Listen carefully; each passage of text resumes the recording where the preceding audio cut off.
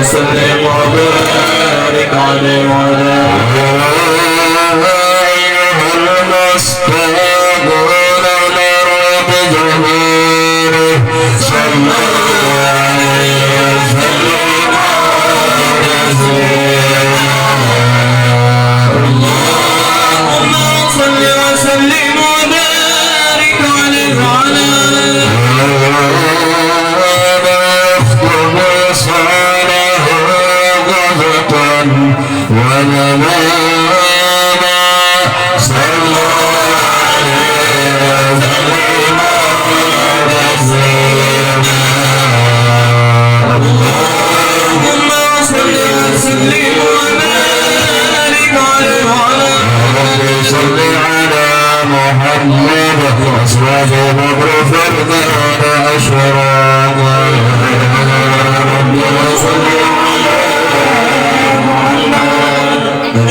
في بدر في الكون أشرار صل على محمد أكرم داعي الحق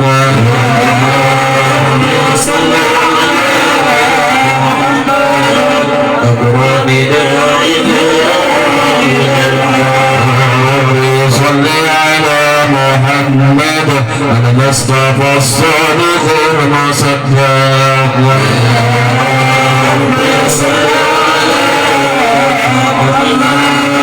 المصطفى صادق المصدق صل على محمد أحلى الورى من بقى وأصدق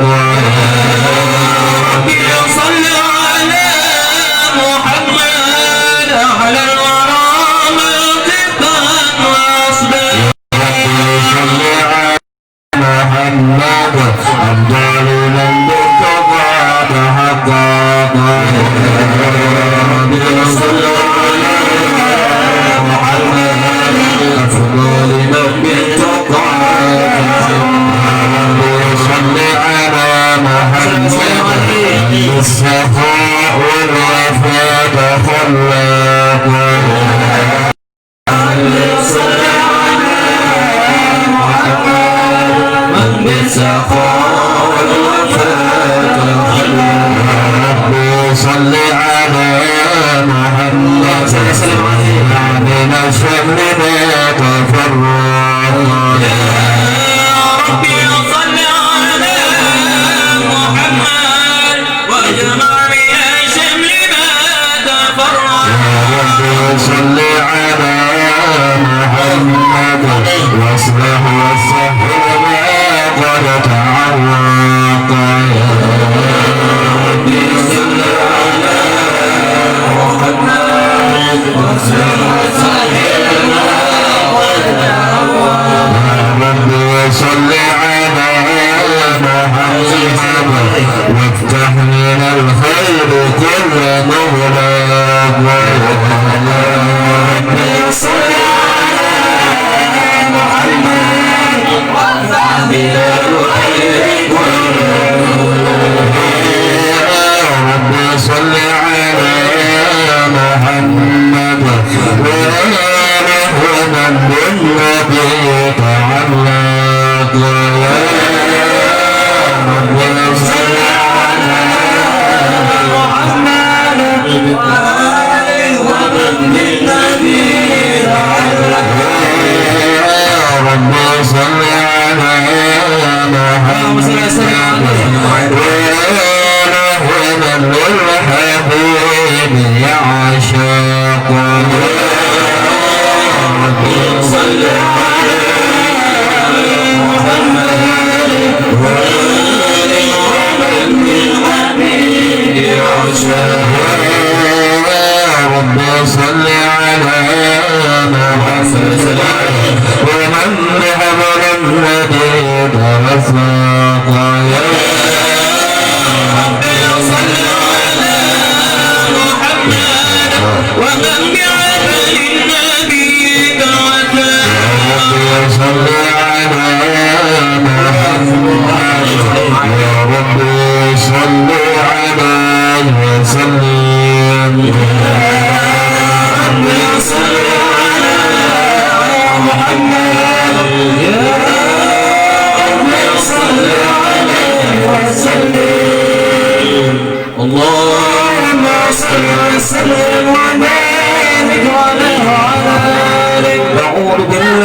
الشيطان الرجيم لقد جاءكم رسول من أنفسكم عزيز عليه ما عنتم حريص عليكم بالمؤمنين الرؤوف الرحيم فإن تولوا فقل حسبي الله لا إله إلا هو عليه توكلت وهو رب العرش العظيم إن الله وملائكته يصلون على النبي يا أيها الذين آمنوا صلوا عليه وسلموا تسليما اللهم صل وسلم وبارك عليه وعلى آله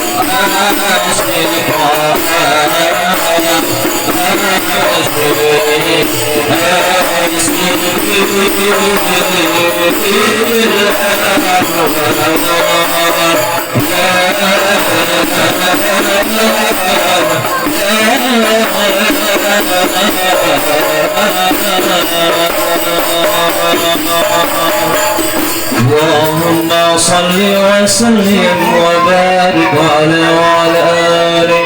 بسم الله الرحمن الرحيم. الحمد لله القوي سلطانه، الواده برهانه، المبسوط في الوجود كرمه وإحسانه، تعالى مجده وعظم شانه، خلق الخلق الحكمة وطوى عليها علما، وبسط له من فاجر منة ما ضرب به في أكداره القسمة، فأرسل إليهم أشرف خلقه وجل عبده رحمة، تعلقت إرادته له الأزلية بخلق هذا العبد المحبوب، فانتشرت آثار شرفه في عالم الشهادة والغيوب، فما جل هذا المن الذي تقرم به المنان، وما عظم هذا الفضل الذي برز من حضرة الإحسان، سورة كاملة ظهرت في هيكل محمود، وتعطرت بوجودها أكناف الوجود،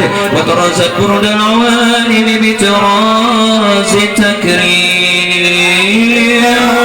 اللهم صل وسلم على سيدنا ونبينا محمد الرؤوف الرحيم. اللهم صل وسلم وبارك على الحبيب. اللهم صل وسلم وبارك عليه وعلى آله. فدللكم بعلم قدسنا ووسع، فذل ينقضى بانتساب فضله في مقربه وسافع، ولهم الذين تناسوا الأطراف بك عداد وليلا تقره بكثرة كلمان حيث أبرد للعالم الإمكان سورة هذا الإنسان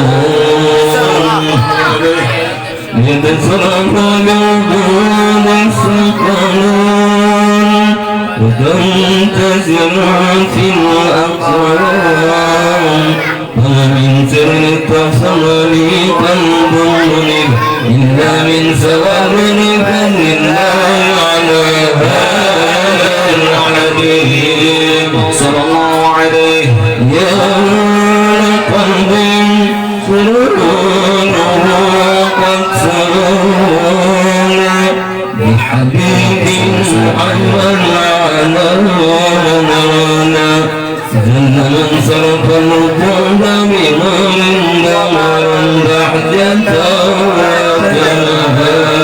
صلى الله عليه وترك بفعل مقام وتنهى في مجده وتعالى ما خطبنا في مدى طلبه بشر كاملا يضيع الضلال صلى الله عليه وهو من فضلنا قدر عطرفة بصانه وكمالا وسبحان الذي أبرد من حضرة الامتنان ما يعزز عن وصف اللسان والغر في تعطي معاني الجلال صلى الله عليه انتصر منه في علم البطون والزوال ما منع الوجود الأنبياء الله عليه فدمرك الله من إله كريم وصرت آيات بذكر الحكيم بسارة فقد جاءكم رسول من أنفسكم عزيز عليه وعنتم حريص عليكم بالمؤمنين رؤوف رحيم صلى الله عليه ومن تابعت هذه البشارة وتلقى بقلب سليم وقد هدي إلى صراط مستقيم اللهم صل وسلم والصلاة والتسليم على سيدنا نبينا محمد الرحيم اللهم صل وسلم وبارك عليه وأشهد أن لا إله إلا الله وحده لا شريك له باللسان عما تضمنه الجلال من التصديق بها والإذعان فاسجد بها بسجود من الإيمان قاعد وتلو على اليقين من ذلك الإذعان وتصديق الشواهد وأشهد أن سيدنا محمدا عبد الصادق في قوله وفعله والمبلغ عن الله مأمور بتبليغ لخلقه من فضله ونفله وقد أرسله الله للعالمين بشيرا ونذيرا فبلغ الرسالة وأدى الأمانة قال الله به من الأمة بشرا كثيرا كان في مدينة للمستوصي نفسي وجنكم منيرا فما أعظم من منة تكرم الله بها على البشر وما أوسع من نعمة انتشر سواها بالبحر والبر اللهم صل وسلم على الصلوات وجمعها وأزكى التحيات وأوسعها على هذا الذي وفى بك العبودية وفاز بها بخدمة الكمال وقام بك ربوبية في مواد خدمة لله وأقبل عليه غاية الإقبال صلاة يتصل بها وهو المصلي عليه صلاة يتصل بها وهو المصلي عليه به صلاة يتصل بها وهو المصلي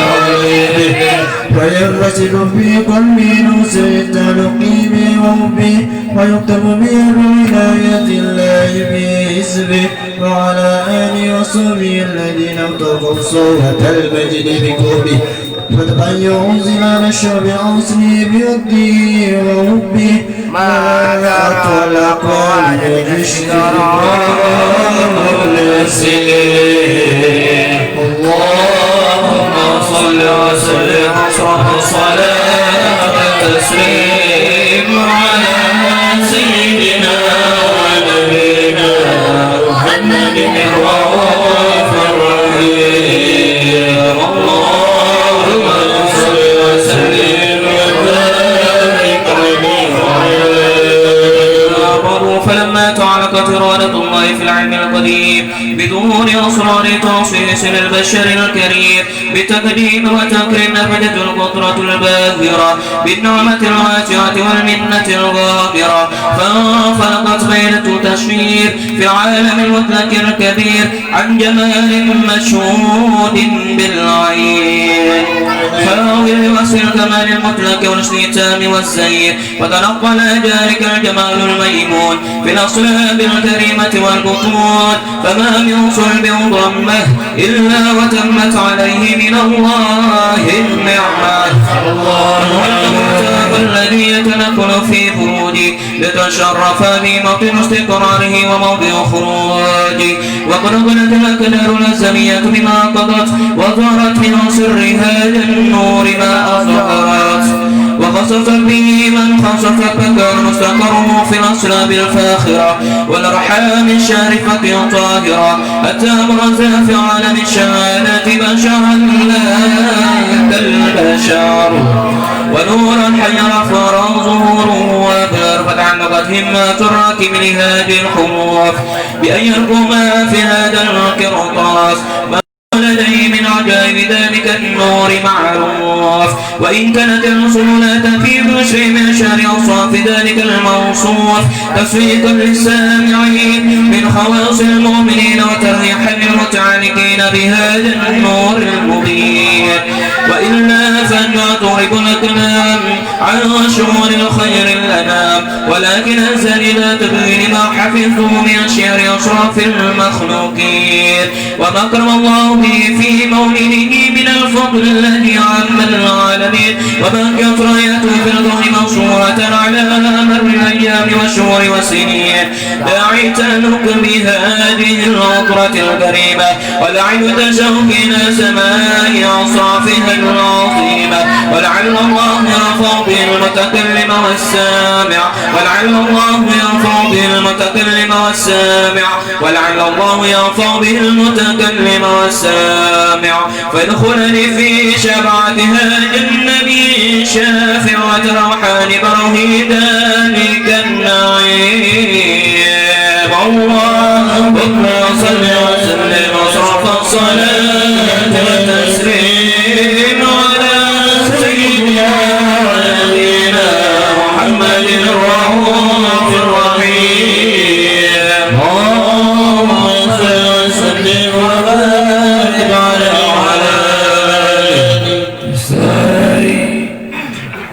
يا سيدنا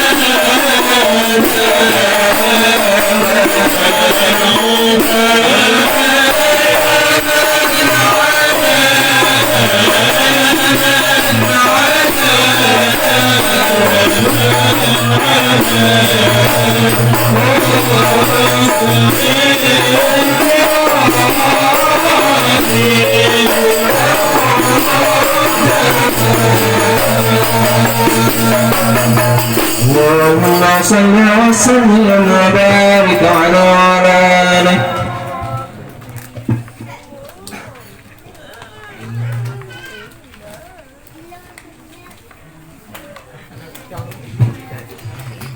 اللهم صل وسلم وبارك عليه وعلى آله فحين قرب عضو هذا الحديث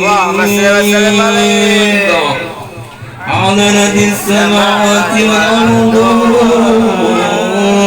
ومن فيهن بتوحيد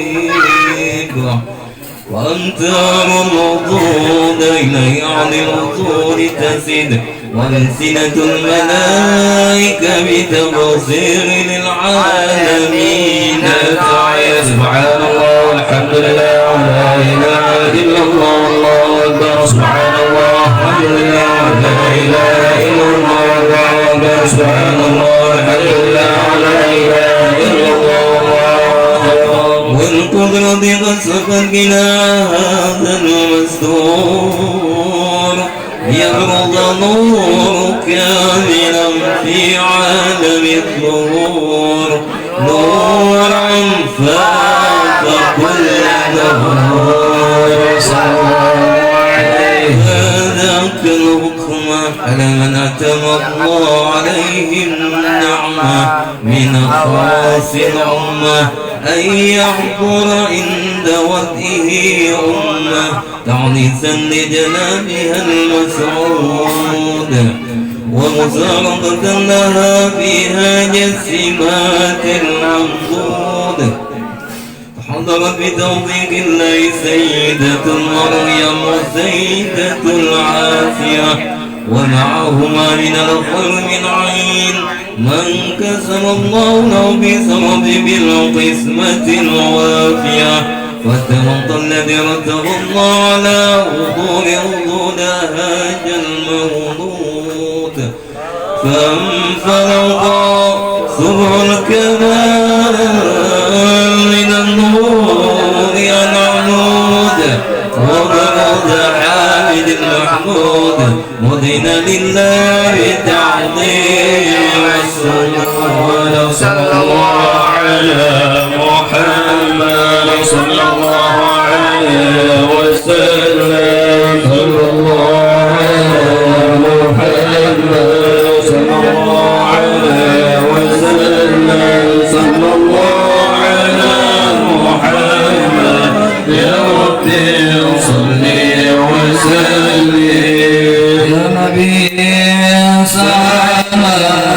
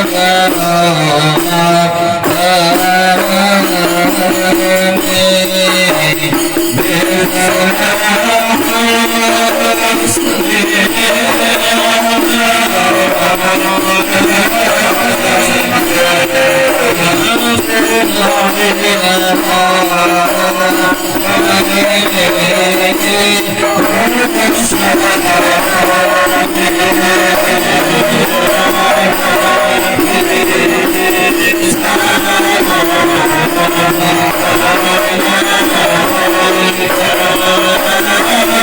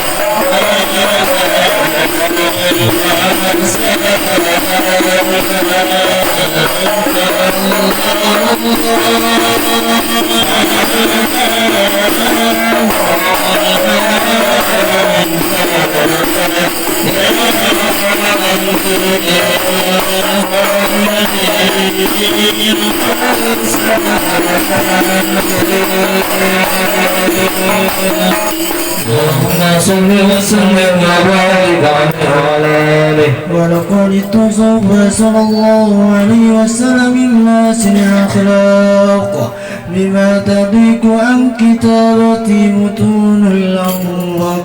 كان صلى الله عليه وسلم أحسن الناس خلقا وخلقا وأولهم إلى مكارم الأخلاق سبقا وأوسعهم بالمؤمنين حلما ورفقا.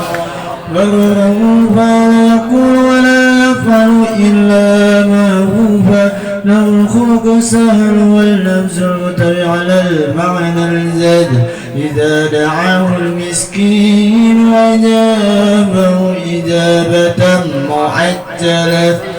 وهو الأب شفيق رهيم باليتيم والأرملة وله المعاصي الذي أخرج الهيبة القوية التي تطين منها بعض الأقوياء من البرية ومن نشاط تطيط والمنازل وبالعرف ذكره تطيبت المجالس والمهابل وهو صلى الله عليه وسلم جميع صفات الكمالية والمبين في خلقه وخلقه بأشرف خصوصية وما من خلق في البرية محمود إلا وهو متلق عن زين الوجود أجملت في وصف الحبيب وشانه وله الأولى بمجد ومكانه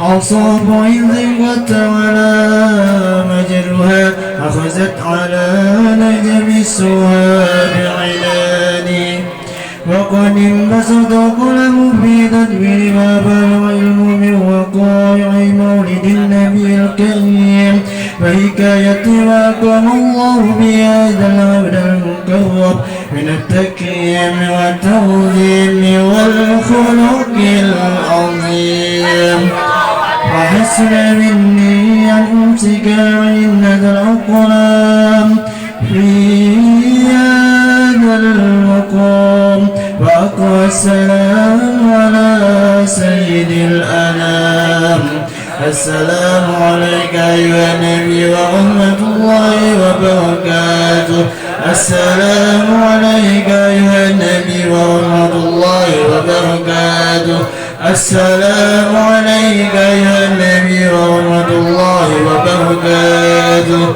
وبذلك يسن ختمك ما يسن تقديم فعليه أفضل الصلاة والتسليم اللهم صل وسلم واشرف الصلاة والتسليم على سيدنا نبينا محمد الرؤوف الرحيم اللهم صل وسلم وبارك عليه وعلى آله.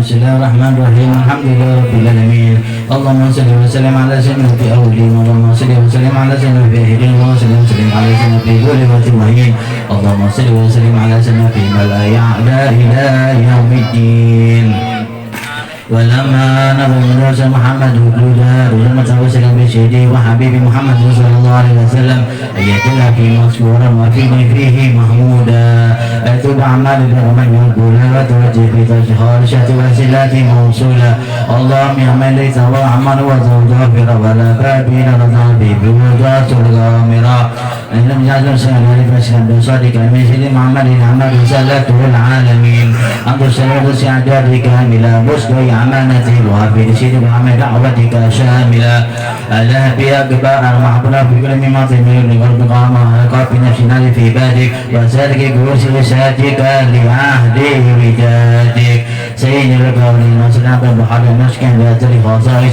اللهم صل وسلم عليه وعلى آله وصحبه وعلى من أحبابه اللهم يتم إلى جنبي الكريم وتوسل لك بسرف المقامه العديم أنت لا أخذنا في أركتنا وسكناتنا بين عنايتك وأن تغفر لنا ونسلم على من جميع رعايتك وحسين وقايتك وتبلغنا من سلف القلب والراحة التي بغاية آمالنا وتقبل منا برمة من عملنا ورجعنا في هذا الحبنا هذين وفي طرائق من سلك والدوك ومعتها لأهدك من الحافدين اللهم إنا لنا بالمعاصي وتغفرنا ذنوبنا ونسل لك ولا تحيبنا آمنا بك بما جاء به من الدين وتوجهنا به إليك مستنفين أن تقابل مذهبا منا بالغفران أن تقابل مذهبا منا بالغفران أن تقابل مذهبا منا بالغفران والمسيال بالإنسان وسائل بما سهل الله منا بمعمل أن من صلعت اللبيب وظهر وله وظهر وهم بالبدر بين أولادنا ووالدنا وهناك كلنا ووالدينا وجميع المسلمين والمسلمات والمؤمنين والمؤمنات في جميع الجهات وبقايتها الكلمة سورة سلمة من اليوم بأحد مأمورا مائلا وسرورا وسفي اللهم توبة المكروبين فكتنا المدين وفي المدبين وتقبل توبة نائبين وانصر عمادك لبدك مؤمنين فتنة الظالمين وزع عليك لنا منافقين فكر واجعلنا يا رب سياسي من جميع البلايا واجعلنا يا رب سياسي من جميع البلايا واجعلنا يا رب سياسي من جميع البلايا وفي رزق مكين من جميع الخطايا وفينا في عمل ذلك وحسن قائمين أيضا فتح المسلمين يتم لنا بك بخير أجمعين وسلم على هذا المحبوب الكريم على آله وصحبه المسلمين الحمد لله رب العالمين.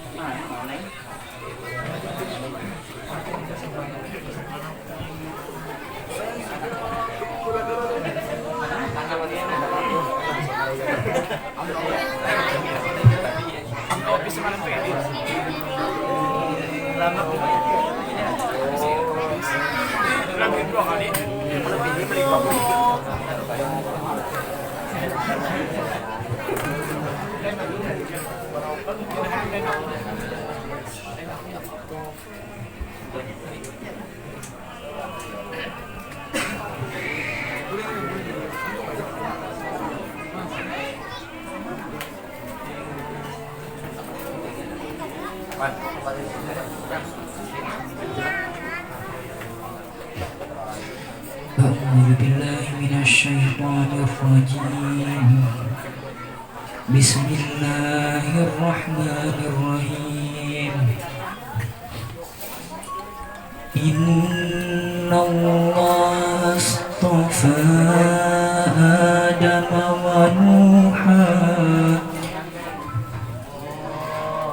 آدم ونوحا وآل إبراهيم وآل عمران على العالمين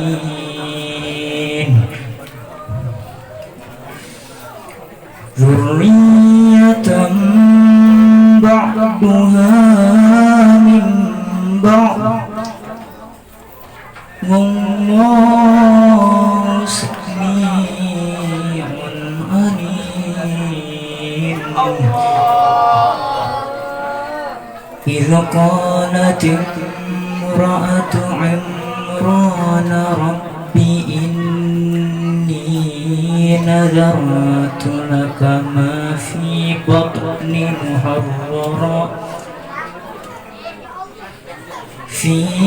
بطني محررا فتقبل مني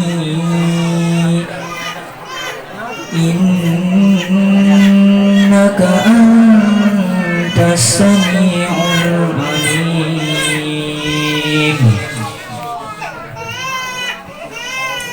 فلما وضعتها قالت رب إني وضعتها أنثى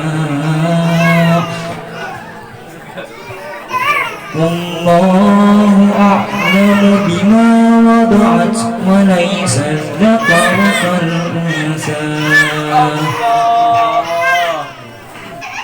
وإني سميتها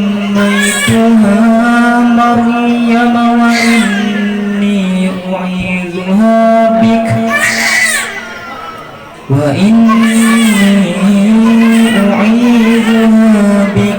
وذريتها من الشيطان الرجيم فتقبلها ربها بقبول حسن وأنبتها نباتا حسنا وأنبتها نباتا حسنا وكفلها زكريا كلما دخل عليها زكريا المحراب وجد عندها رزقا قال يا مريم أنى لك هذا قالت هو من عند الله إن الله يرزق من يشاء بغير حساب صدق الله العظيم. Bismillahirrahmanirrahim. Allahumma shalli wa sallim ala alihi wa sahbihi wa sallam. Ya gulam, sami'tuka bima samaka Allah Ta'ala ismul mubarak Muhammad Afif Sa'id bin Marzuki barakallahu. Ya gulam, sami'tuka bima samaka Allah Ta'ala ismul mubarak Muhammad Afif Sa'id bin Marzuki barakallahu wa rahimah talamidah solihin wa lansal bihaqali bishir suratul Fatihah wa ya'adun syaitan alhamdulillah alhamdulillah.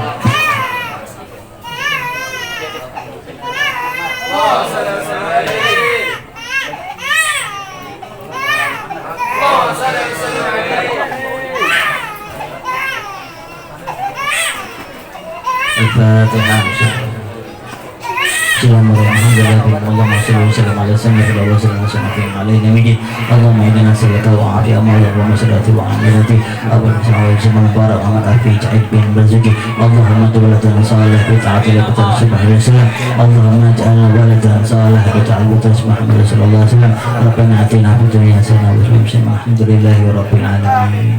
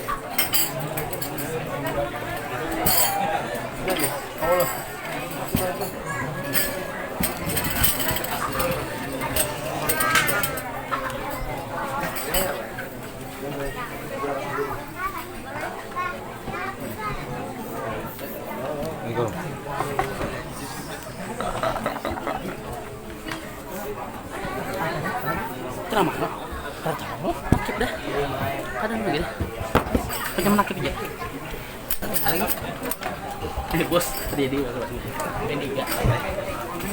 Masuk ini enggak.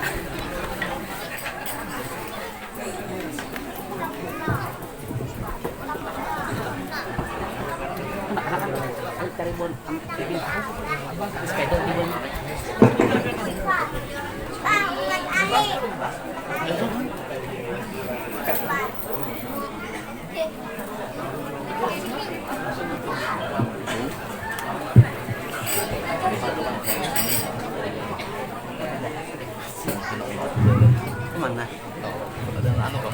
Bismillahirrahmanirrahim.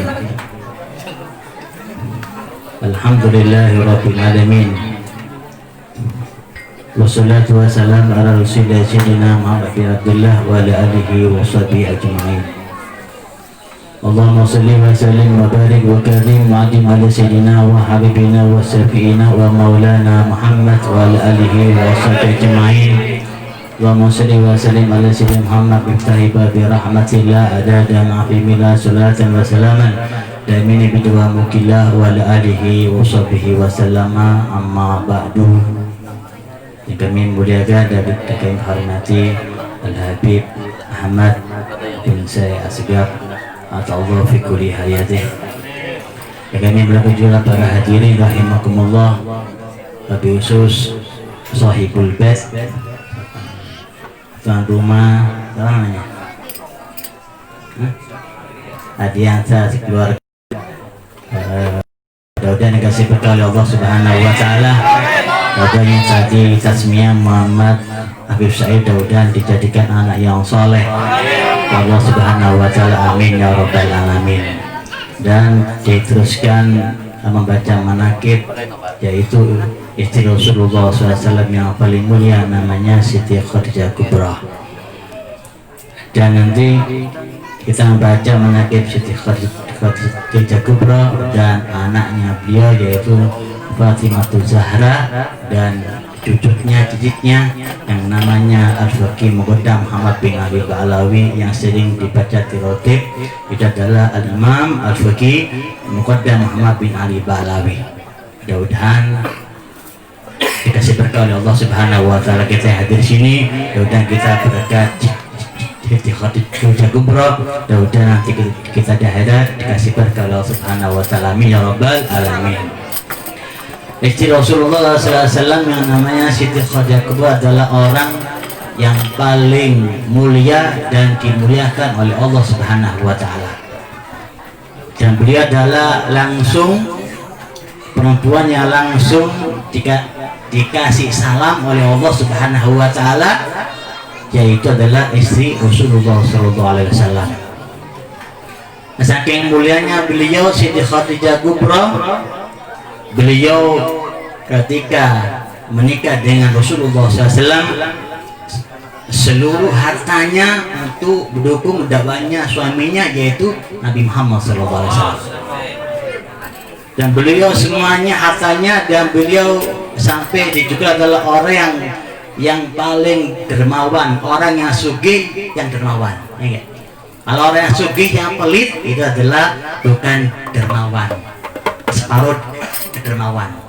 Ya, kenapa beliau Siti Khadijah Kubra seluruh hidupnya ketika menikah dengan Rasulullah SAW, beliau seluruh hartanya untuk mendukung dakwahnya Nabi Muhammad SAW.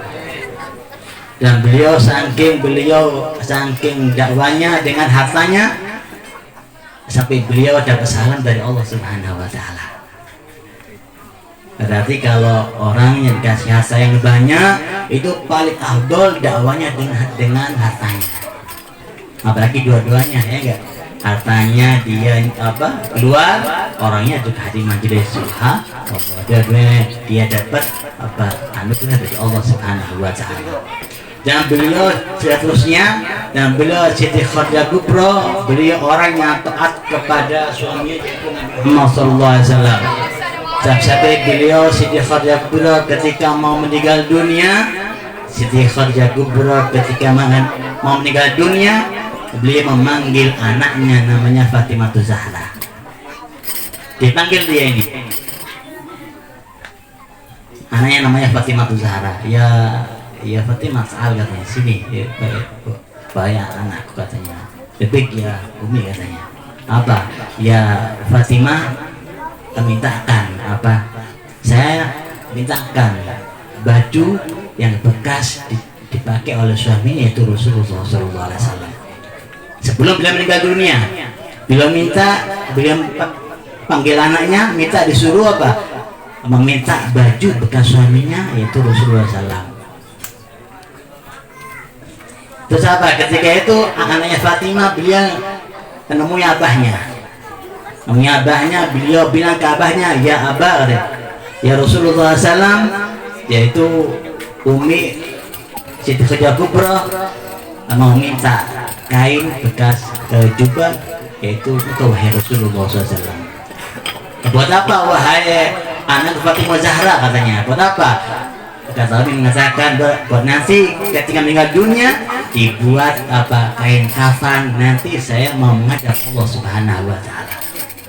Akhirnya beliau mengatakan, ya anakku Fatimah Zahra, bilakan ke ibumu Siti Khadijah Kubra bahwasanya yaitu adalah kain kafan sudah disediakan oleh Allah Subhanahu wa taala melalui Jibril, itu ada 5 kafan yang sudah disiapkan oleh Allah Subhanahu wa taala, yaitu kafannya kafannya Siti Khadijah Kubra, Sayyidina Husain, Sayyidina Hasan dan Sayyidina Ali, dan satu kain kafan yang tidak ada.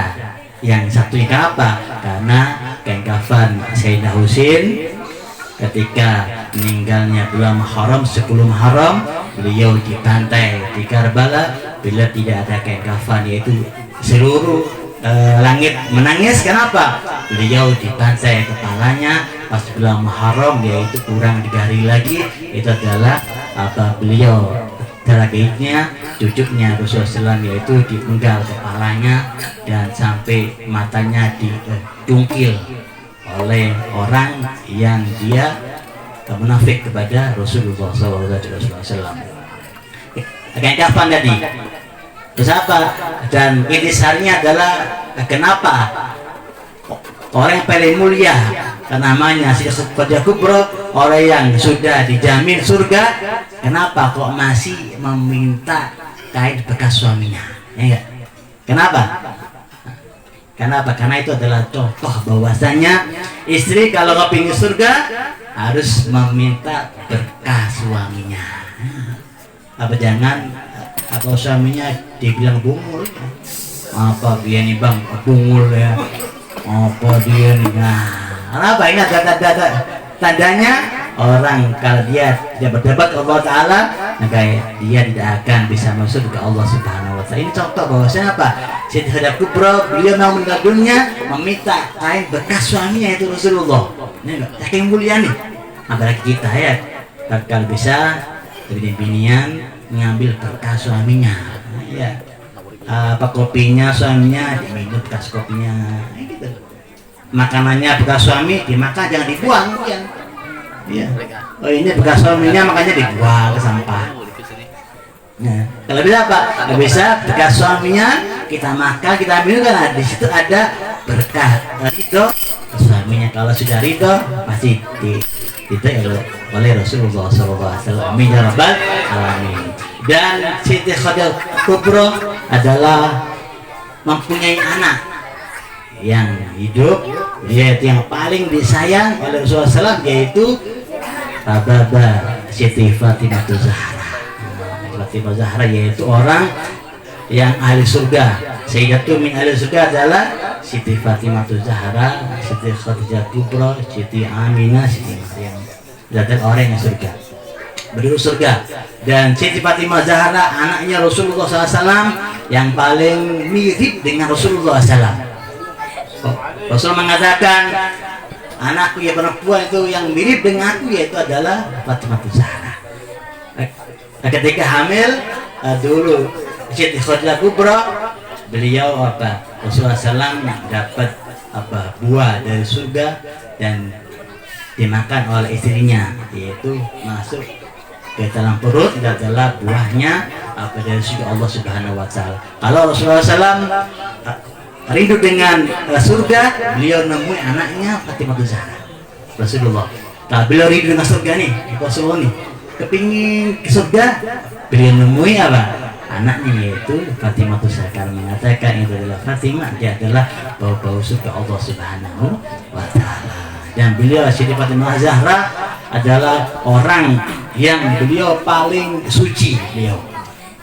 Dan sebagian kalau mengatakan anaknya Rasulullah yang Fatimah Zahra, beliau tidak pernah haid, tidak haid beliau. Kenapa? Beliau ahli surga. Ya. Jadi kalau kita cinta kepada beliau dan cinta kepada ibunya Khadijah Kubra, insyaallah kita akan terkumpul di surga Allah Subhanahu Wa Ta'ala. Amin amin ya rabbal alamin. Suatu cerita ada Siti Fatimah Zahra, beliau sama suaminya Sayyidina Ali karamah wajhah. Beliau Siti Fatimah ini capek dia habis masak, ya capek dia, kepingin meminta budak pembantu kepada ayahnya Rasulullah SAW. Ketika beliau menemui Rasulullah SAW, Fatimah Zahra dengan suaminya, beliau menemui Rasulullah SAW. Ketika beliau di hadapan Rasulullah SAW mengatakan, ya Fatimah, ada apa ke sini wahai Fatimah? Dan Ali dan nantunya, ya Abah, Abah saya mau minta membantu budak. Buat apa? Katanya buat membantu di rumah. Bapak mengatakan, wahai Fatimah, ya, saya langsung dapat salam dari Allah Subhanahu Wa Taala, dikasih amalan malahan. Bacalah Wallahu ahad, ya 33 kali, benar berfalak sebelum tidur. Wahai anak putriku Fatimah Zahra. Enggak wahai abah, ya kan anak ya, si anaknya minta membantu bersama Rasulullah, abah dikasih amalan. Kenapa? Saking cintanya Rasulullah kepada putrinya, yaitu Fatimah Zahra. Dan seterusnya yaitu cucunya, yaitu Al-Imam Al-Faqih Muqaddam Muhammad bin Ali Ba'alawi, yang leluhurnya para habaib Bani Alawi, yaitu Al-Imam Al-Faqih Muqaddam Muhammad bin Ali Ba'alawi, yang kepada di khotib ya, kalau ada ya Al-Faqih Muqaddam Muhammad bin Ali Ba'alawi itu. Beliau adalah seorang imam, seorang al-faqih, seorang al-kutub. Beliau adalah cucunya Rasulullah SAW yang namanya Al-Faqih Muqaddam Muhammad bin Ali Ba'alawi. Beliau adalah orang yang zuhud dan orang yang ahli tasawuf. Beliau Al-Faqih Muqaddam, beliau mempunyai majelis, namanya majelis tasawuf. Jangan tiru ya, nanti ada majelis tasawuf. Itu Al-Faqih Muqaddam ini adalah beliau mempunyai majelis, namanya majelis apa? Tasawuf. Itu di kitab Pasaraniyah itu. Beliau punya majelis, setiap majelisnya beliau dihadiri oleh para malaikat Allah, dihadiri para nabi Allah, dan dihadiri oleh yaitu Rasulullah SAW, langsung dihadiri Rasulullah SAW. Dan Al-Imam Faqih Muqaddam itu beliau setiap hari Kamis dan Senin beliau ketemu sama Rasulullah langsung ya kedutaan langsung. Faqih Muqaddam, saking mulianya Al-Imam Al-Faqih Muqaddam, insyaallah. Dan beliau ketika Al-Imam Faqih Muqaddam, beliau ketika meninggal dunia, beliau ketika meninggal dunia itu tubuhnya itu bergoyang, meramatikan nazar ya, itu ya, mati ya. Ini beliau enggak apa? Beliau Faqih Muqaddam ini beliau ketika meninggal dunia, beliau itu tubuhnya bergoyang, bergoyang. Di sebelahnya itu ada namanya anaknya, sebelahnya yaitu anaknya, cucunya itu Abdullah waktu itu bergoyang. Ketika biananya mengatakan, loh kok ini kok abahku ini mau meninggal kok bergoyang tubuhnya. Di hatinya dia ngomong gitu, di hatinya itu apa? Beliau bangun Faqih Muqaddam, wahai anakku, saya ini bergoyang bukan saya dikir kepada Allah Subhanahu Wa Taala. Subhanallah, matinya berdikir, mati nih, berdikir bergoyang. Kenapa? Beliau kata, dan beliau Faqih Muqaddam akhirnya meninggal dunia, seluruh tubuhnya itu cahaya sampai tembus karena Allah Subhanahu Wa Taala. Saking bolehnya Al-Faqih Muqaddam itu cucu Rasulullah SAW. Dan beliau suatu kisah, beliau duduk kan beliau bersama teman-temannya. Beliau itu ada orang datang yang di atas itu beliau membawa mentega dari jauh. Beliau mengatakan, bulan katanya, saya mau minta menteganya.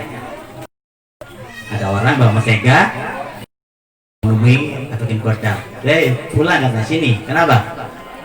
Saya mau makan menteganya, dia makan dia diusir. Selama bingung, wahai Faqih Muqaddam itu siapa katanya? Beliau adalah Nabi Wahidin alaihissalam.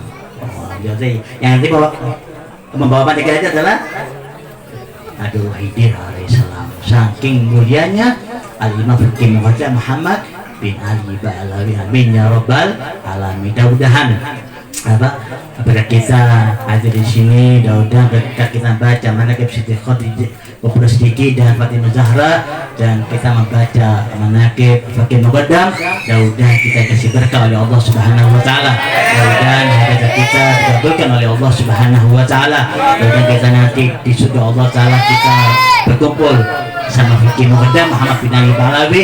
Mudah-mudahan dosa kita diampuni oleh Allah Subhanahu wa taala berkat beliau. Mudah-mudahan dosa kita yang banyak ini ya Allah, mudah-mudahan kita diampuni oleh Allah Subhanahu wa taala. Amin amin ya rabbal alamin. Bisidul Fatihah.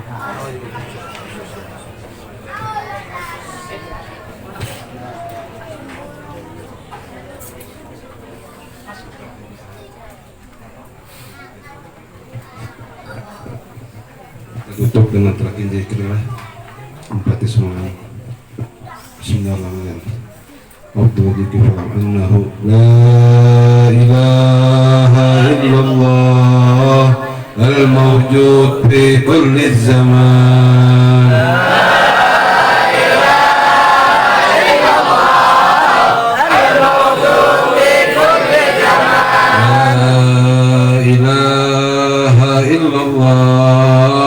المعبود في كل مكان. لا إله إلا الله المعبود في كل مكان. لا إله إلا الله المذكور في كل لسان.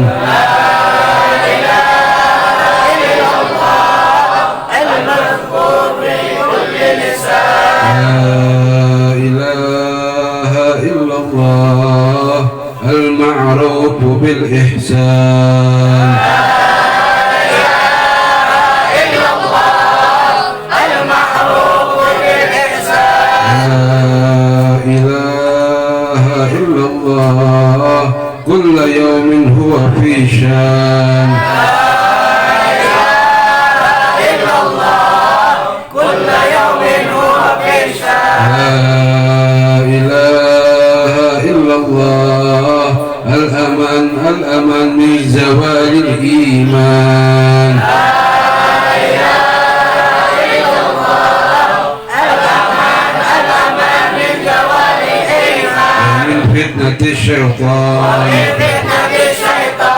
قديم الإحسان. هل لك علينا من إحسان. إحسانك القديم يا حنان يا منان يا رحيم يا رحمن يا غفور يا غفار اغفر لنا وارحمنا اغفر لنا وارحمنا اغفر لنا وارحمنا وأنت خير الراحمين. وصلى الله على سيدنا محمد وعلى آله وصحبه وسلم. الحمد لله رب العالمين. يا ربنا اعترفنا بأننا اعترفنا وأننا أسرفنا على رضا أسرفنا وتب علينا توبة تغسل كل حوبة واستر لنا العورات وآمن راعتك واغفر لوالدينا ربي ومولودنا والأهل والإخوان وسائر خلاني وكل ذي محبة أو ذرة أو صحبة والمسلمين أجمع آمين ربي أسمع والله وجودا منا لا باكتساب منا بالمصطفى رسولي نحظى بكل سوء بالمصطفى رسولي نحظى بكل سوء بالمصطفى رسولي نحظى بكل سوء صلى وسلم ربي عليه عند الحب وآله وصحبه إذا توصي صحبه والحمد لله في البدء والتناهي سبحان ربك رب العزة عما يصفون وسلام على المرسلين والحمد لله رب العالمين.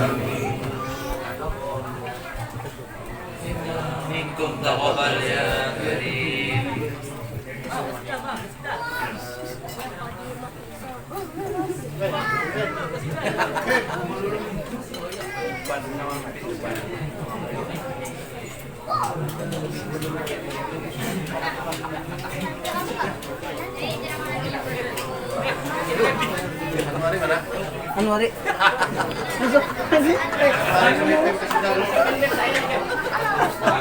Mikrofonnya aja jangan di luar aja. Mikrofonnya aja aja. Mikrofonnya aja.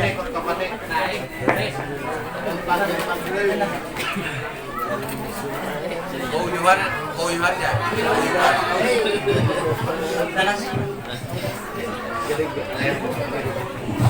Ya, Bapak Fatimah.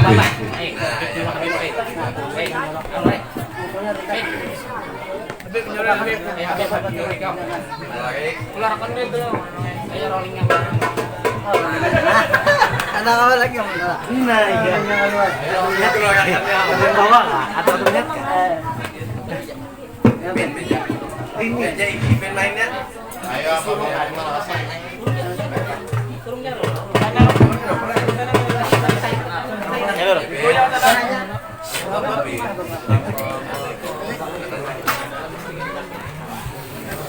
Ano, nyai, ano, bedeng.